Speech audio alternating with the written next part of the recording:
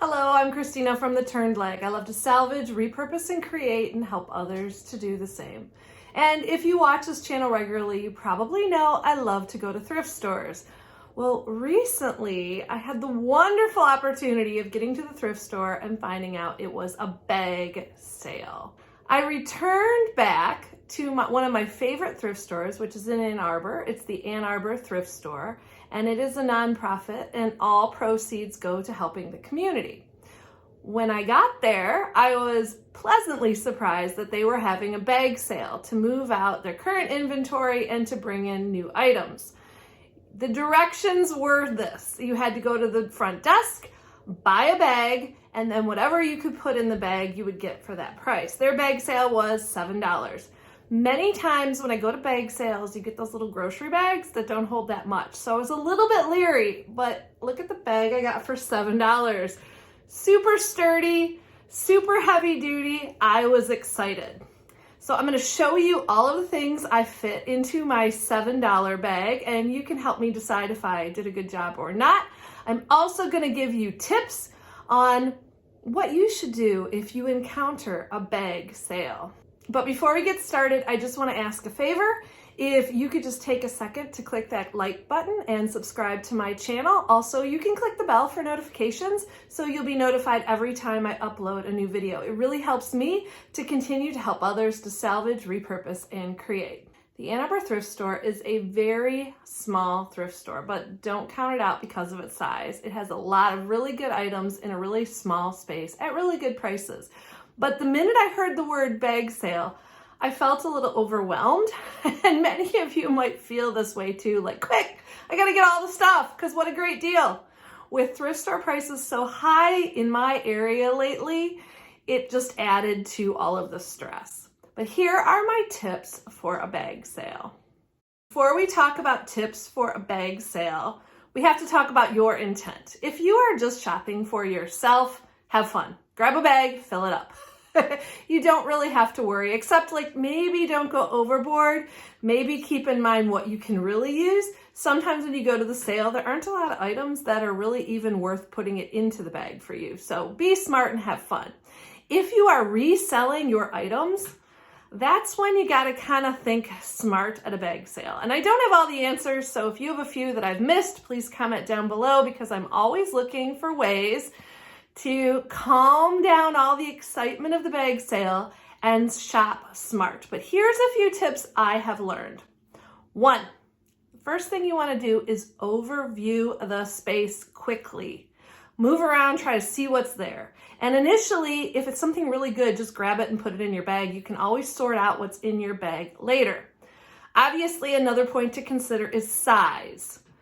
The bag is limited, and more items in a bag is more money that you are saving. So look for the small items first.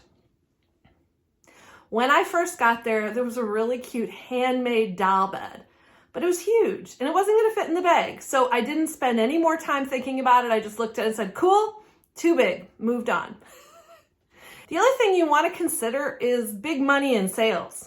I know it's really hard and you're not going to have time to calculate. So don't go, well, this would get me this much, and if I put it in the bag, then I'll have room for this. You don't have time for that at a bag sale, or at least you shouldn't. You're going to be missing out on a lot of good deals. What you want to think about is, are these items that will sell? If the answer is yes, they're fairly small, put them in. Another thing you should really consider is, do you like it? I mean, you have an aesthetic in your booth, and you don't want to just get stuff at a bag sale because it's a great price. There's been a few times I've gotten things like DVDs, and I've tried to think about putting them into my booth because, hey, they're great DVDs at a good sale price, and I could sell. That's not my aesthetic. I don't sell used DVDs, so don't make my mistake. Make sure it's stuff that goes with your style and your aesthetic for your booth. Finally, you might want to look for wrapping. I don't know, my daughter and I recently went to an estate sale, and it was a bag sale. And I told her, like, be careful because you don't want a lot of breakable stuff in your bag because it's going to be tricky. Somehow she magically had her whole bag full of breakable items and nothing got chipped or broken. She was lucky, but that doesn't always happen to you. At the bag sale, I picked up socks. I put them in the bag. In fact, I was wrapping items in socks. And I probably picked a few socks that I might actually wear too, so that was helpful. But look for small wrapping items, especially if you find things that are really breakable. Going to a bag sale is exciting. Coming home with a whole bunch of broken items is not. Okay, you want to see what I put into my bag? Let's get started. Last time I went to this thrift store, I found a lot of really good old books. And I'm talking old books. They were really cool. And so that was the whole point about why I was going back. I kind of had buyer's regret that I left a bunch of books there that were still in really good shape. And in my area, books sell well for me. So one of the first areas when I got my bag I went to were books. But think about it. Books are big and books are heavy. Weight is a consideration when you have a bag sale. If your bag is too heavy, you can't lift it and you can't continue going through the sale. So keep that in mind. I grabbed a few books I liked the most at the very beginning, and then I went back. Here are just a few of the books that I got. You'll notice the condition is really good. I look for color. Sometimes in my booth, I will put all of the books together and bind them by color and sell them as color blocking books. I also look for age. All of the books usually will get me about $5 unless I sell them in a color blocking set. And some of the books, like this one, I think is newer, but it's just a pretty one. And I think you could put it together, like all three of these, bind them together and sell them in a color blocking set. As we go through what I found in my bag, down below, I will put the prices that I think they'll probably be selling for in my area. Of course, prices change based on where you're located and what will sell. So keep that in mind. I love the blue on this book. I will tell you, bright colored books are harder to find, especially in good condition. And usually the topics are not that important. A lot of people just like pretty books on a shelf. I got two of these. These are the Social Philosophers series, and it's the world's greatest thinkers. So I also look for fun titles. In my house, I have books that are on my shelf just because the titles are hysterical. I have one called Excuse My Dust, and sometimes people literally buy books for the title. I honestly have no idea what that book is about. I don't believe it's about housekeeping. Another item I found ticks all the boxes. It's small, and in my area, it sells. So my booth at Plaza Antiques and Collectibles Mall in Lincoln Park sells antiques. It sells hand-painted items. It sells items for your projects. And I have what I call a project shop, which means I have things to kind of inspire people to finish those cool Pinterest projects that they've found. So I got an entire bag of silver-plated silverware. Obviously, silver would be better, but silver plate still has a lot of projects that people can complete. And this stuff has some really cool details on it. And it was an entire bag of 12. So I got an entire bag of 12. There were serving pieces. There was regular silverware pieces. They're from different sets, but each one of these items I can sell in my booth for $1 or more, depending if it's a serving piece or not. So just looking at that, I got 12 pieces I can sell for at least $1 each. The bag was $7. Everything else is extra.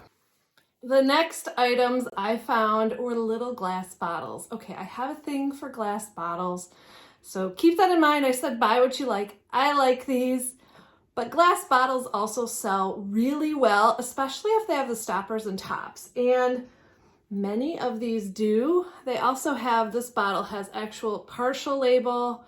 It has measurements on the side. So this also has the original stopper. Bonus, they're not very big, which was good in my little bag. Now this one obviously doesn't have a stopper. That's another little tip. If you are a reseller and you find old corks, you might want to keep them for things like this, because if they're without, maybe one of yours will fit and that will kind of raise the price too. Love this amber bottle. Amber is really hot right now, especially in my area. I've got another little bottle. And last but not least, I love this one with the glass stopper. I couldn't believe it was still there. This was the reason I grabbed the pair of socks initially, was to wrap it up, put it in the bag so it doesn't get damaged. If you want to see more about this thrift store and other thrift stores in the area, you can click on the link to the video above. I mentioned my booth also has a project shop area where people can find items for their projects. So I'm always on the hunt, even if they're newer items.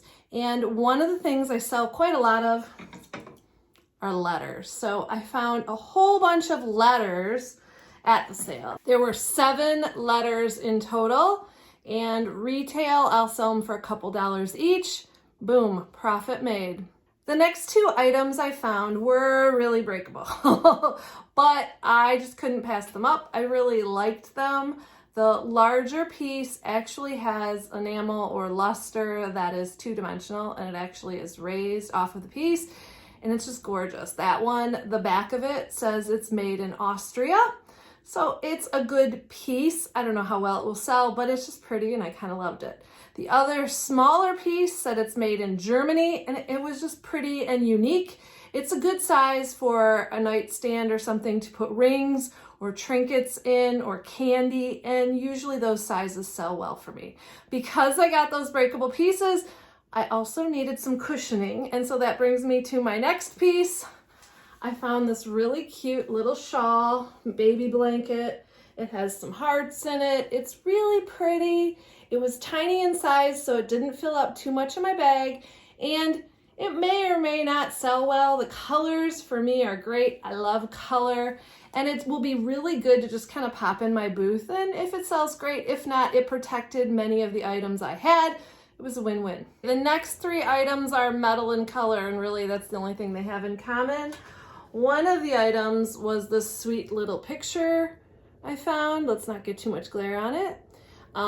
It has an artist in the back. It says it was made in Italy. So it is old, and right now tiny prints are the rage. People are replicating, they're painting their own tinies. I think this will also sell well too. I love the gold on this too. It's that old gold that you really can't duplicate. The other piece, totally at the other end of the spectrum, I found an old grater. It was a good deal. It has open space so I could shove things inside of here in the sock to protect them. Many of the bottles, that's how they traveled to fit into the bag. And these sell. People like to upcycle them for a lot of things too. The next item I think might be the one that will get me the most money out of everything I found here today. I was super excited. I've been on the hunt for one of these for a while, and that is the Ranger flashlight. And it was so cute. It had a sticker on the top that says works. It works. These are wonderful vintage flashlights. It's very large. People love the chrome. They sell well. They can sell up to $35. I'm gonna have to check in my area. That was just like a quick search before the live, but I'll put the price down below of what I'm gonna price it for and pop it into my booth. I just love this. So this I was really excited about to get in my bags there. I feel like one of those infomercials, but wait, there's more, because there is. I couldn't believe when I was unpacking the bag at home, because I forgot about half the things I put in there, how much I got in. Now, the next 2 items aren't really my aesthetic, but I think they're gonna work, and they were a good deal, and I still had room in the bag. First is this handmade doll. There were a lot of dolls there. Many were the 1980s country themed dolls, and some were angels. That is absolutely not my thing. This one though, I just liked, and it kind of looks old, and maybe it is, I'm not sure. She was squishy, she fit into the bag, and so it was a good grab. The last item is new. It's this little box that says, do the things you love, and of course the word spoke to me. On the back though, this is a brand that is very common and carried in gift shops. And there's a price on the back of $10. So people are currently paying for about $10 for this box. I may or may not use it as is, but I could definitely upcycle, paint it, put something new on it, show others how to use my stencils I sell, so it was a good purchase. Also, wood products are really hard to find. This one was tiny in excellent shape. Thanks so much for watching this video. I hope you've learned some tips about how I deal with a bag sale. They are so much fun. I hope you have many bag sales in your future. Let's just review a few of the items that I found in the bag sale.